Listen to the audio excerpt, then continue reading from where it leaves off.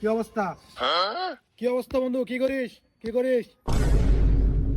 আর কোষ না বন্ধু, ঘরে খুবই ইন্দুরের জ্বালা। কিরে বন্ধু, কি খুঁজিস?